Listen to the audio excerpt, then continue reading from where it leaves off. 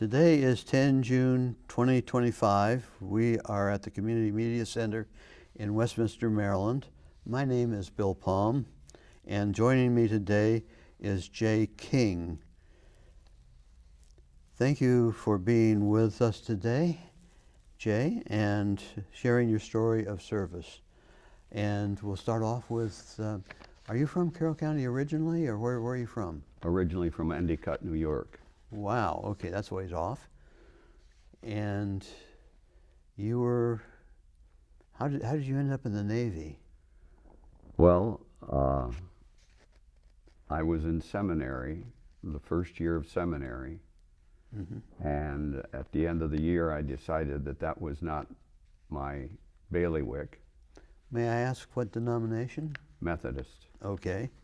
And I was in school at Wesley Theological in Washington, D.C. Okay. And when I left school, I knew I would be eligible for the draft. And I didn't particularly like the idea of going directly to Vietnam. So I figured I would try to even out the die a little bit and joined the Navy, figuring that the worst I would be aboard a ship off the shore. And my first permanent duty station was shore duty Vietnam. Yeah. But I had worked in Washington Street Methodist Church in Alexandria, Virginia, and the head of the Commission on Education at the church was a Commander Downs. And at that time I didn't know a commander from a major from a general. And when the second day I was reported for duty in Da Nang, I went to headquarters to get a job assignment, and sitting on the opposite side of the desk was Commander Downs. And he said, "Where did you want to work?" And one of my buddies from a prior class said, "Ask for inventory control." So I asked for inventory control, and he said, "You've got it." So basically I spent the first 6 months working in an air-conditioned Quonset hut, working with IBM offset cards. Oh, that could be tedious. Well, but it was very interesting. I had a number of very interesting line items. I had sandbags in my battery, and we sent for a requisition to the West Coast to get a new shipment of sandbags as we were running low, and they sent back and said that your request has exceeded the world demand for sandbags. We sent back and said, "We're fighting a war here, damn it." And there were some other interesting episodes like that of different things that I had in my battery. But we didn't have any bunkers or anything like this. And in Da Nang, it was controlled by the Navy, so we didn't have access to the villages. So we could go from one base to the other base to the other base. But the only way to get there was to hitchhike. And with all of the military vehicles going back and forth, we'd just go outside one base, put up our thumb, and see if we could catch a ride. And that's how I got to work in the morning, how I got back for lunch, and then at the end of the day, we worked six days a week, 12 hours a day. Well, where were you living and where were you working? I was in Camp Tenshaw, about 3.5 to 4 miles further on out on a sort of like a peninsula off of Da Nang. We were at the foot of what was known as Monkey Mountain, and we had a housing area there that I don't know how many people it supplied, but it took care of the base hospital, the supply depot, and the deep water piers that were all on that peninsula. Yeah. Let me go back just because we got you in the name right away. Where did you go for boot camp? Great Lakes. And you were there when? I went in April of '67. Mm-hmm. And so it got hot there, right? And At Great Lakes. I don't remember it being too uncomfortable. Boy, be glad you weren't there in winter because it was cold. Oh, well, I wouldn't want to be there in the winter, but Okay, this, but I don't summer was pretty remember good. it being that bad. Good, good, good. And what was that like after you left seminary and you ended up in Navy boot camp? That's a different world. A very different world, but with my background, I was assigned to a special unit, music unit. Okay. And a whole group of guys that had different talents and different instruments and things like this. And I was a vocal, and I sang in the choir for the command. We sang on Sunday, and we did some touring and things like that. So I got the same military courses, but all of my extra time was spent in the music, practicing music for various events. And you enjoyed that. I enjoyed that a lot. Then how did you get into supply? Well, the needs of the Navy, I guess. Okay. Yeah. I married my girlfriend right out of boot camp, and she was living. We had her living in Washington, D.C., and supply school was in Newport, Rhode Island. And having just been married, I hitchhiked rides back and forth from guys that were in the same school who were going to Pittsburgh on the weekends. I'd hitchhike them back, and they would drop me at the toll booth in Harrisburg, Pennsylvania. And on Friday evening, she would pick me up there. We'd spend the weekend together, and then she'd drop me there on Sunday afternoon, and by 2 o'clock I would be picked up, got back to base late at night, and then we went to class Monday through Friday at about 2 o'clock, and at 2 o'clock we left again, and commuted back and forth from Newport, Rhode Island to Washington, D.C. for all but one of the weekends I was there. And then got orders for Da Nang, and of course went to survival training. Where was that? In Virginia. I can't think of the name of the place. It was an Army facility, I believe, but it was a place where they were running them sequentially, and we were in the same area, and we were there, and we had to live off the land for 2 weeks, pretty much, except for what they gave us. They gave us a live chicken that we had to take, feather and cook and like that. And they gave us some bars every once in a while, but other than that, we had to make it off the land. And the last days that we were there, we had an overnight march. We were trying to evade being captured and put into a jail, detention facility. So I'm sure they knew where we were all of the time, but we were trying to evade them on close to 20 miles. And we eventually got picked up and put in the detention facility and treated like prisoners of war to show what we would be involved in if we were caught in such circumstances.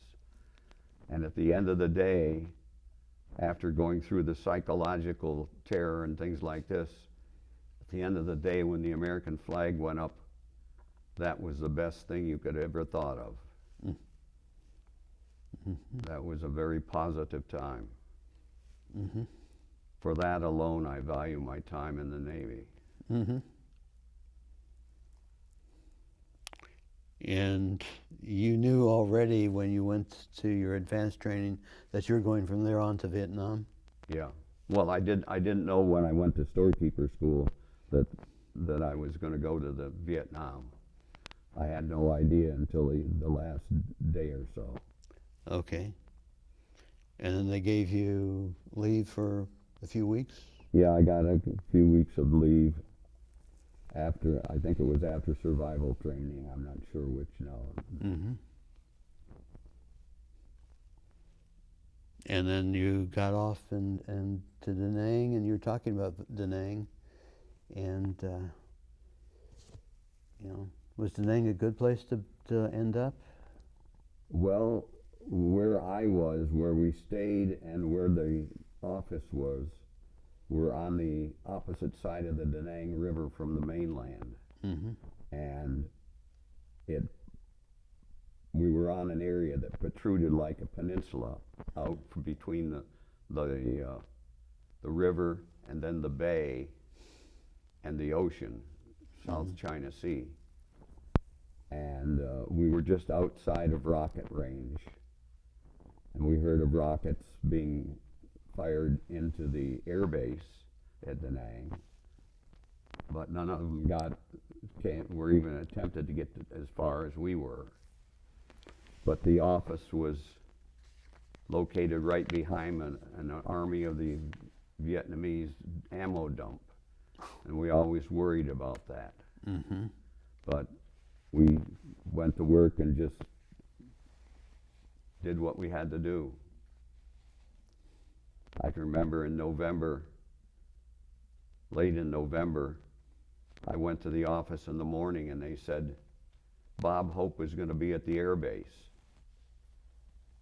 You've got the day off, hitch a ride over to the air base. So all of us hitched rides over to the air base, saw Bob Hope and Raquel Welch. And that was a highlight. When I went back to the office, I said, now I can go home, right? I've seen it all. But I stayed a wee bit longer. Yeah. And you were there for 1 year? Yeah, a little over a year. I extended a week or so that I would be home for Christmas. Smart. And then from there you went to somewhere else for the Navy? Norfolk, Virginia, aboard a guided missile cruiser, a converted ship. Had been a gunboat and converted to a guided missile cruiser and carried the admiral for the fleet. I think it was Second Fleet, the Atlantic. I can't remember for sure anymore. But we hit the high spots when we were out. We were out about 50% of the time initially, going various places. And we did some missile shoots down in the Caribbean, and of course stopped in the nicer of the islands down there for R&R. So the duty aboard the ship wasn't that bad at all. You're still in supply? Yes. Yeah. Well, aboard the ship, we eventually were going to change home ports with another ship in Gaeta, Italy. So we went into the yards first, spent several months in the yards, and after we got out of the yards, we went to Gaeta, Italy, and changed home ports with another ship that came back to Norfolk. And I spent 7 months aboard that before I got my early out to go back to graduate school. So you already had a bachelor's degree? Yes. Okay. In what? English with a minor in philosophy and religion. Okay. And all of those were relevant to supply in the Navy? Well, the thing is that they were not relevant for the officer candidate schools. That's why I couldn't get into there. They were looking for people with science degrees and engineering degrees and things like that. Okay. So I had to go in enlisted. Mm-hmm. Mm-hmm.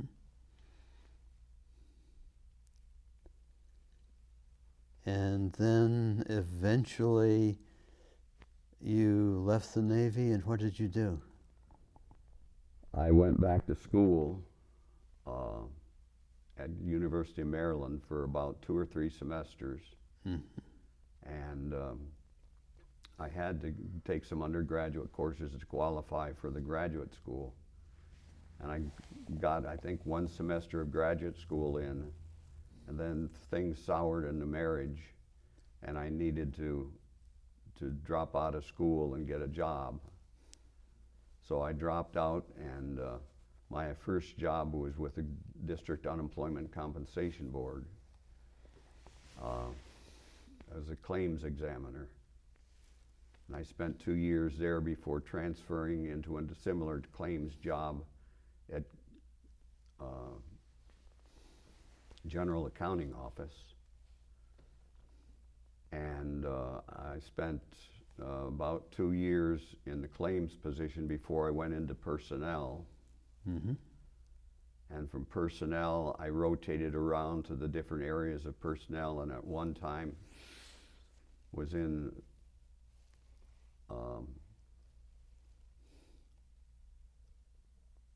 I can't even think of the name of the office now. But they had the responsibility for processing clearances, taking the